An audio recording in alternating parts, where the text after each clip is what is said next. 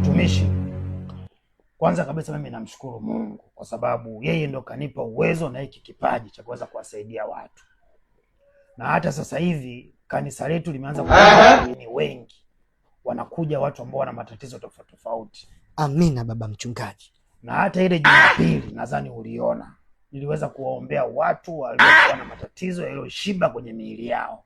Ni kweli.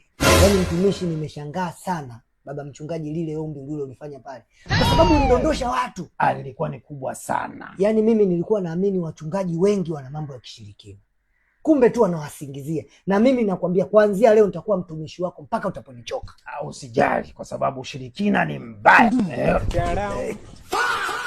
Unasikia, usiogope. Unasikia jamaa, naomba langu niondoke. Jaribu kuwa na adabu na heshima kijana. Sasa sina adabu, mmeniweka kilingeni mpaka nasikia usingizi. Hebu naomba langu niondoke bana. Unasikia, usiogope. Yule ni muumini ameshaondoka. Ndio amenifukuzia. Ndio anatengeneza kwenye mfumo mzuri wa kupata hela. Sasa sasa inaonekana mimi bebe mwangu. Na nishamwambia kwamba mimi uwezo wangu huu nimeupata kutoka kwa Mungu. Bana, tumeshaelewana mimi na wewe, naomba tu. Bana, kuna wachungaji na nyuma mwanzo kuongea.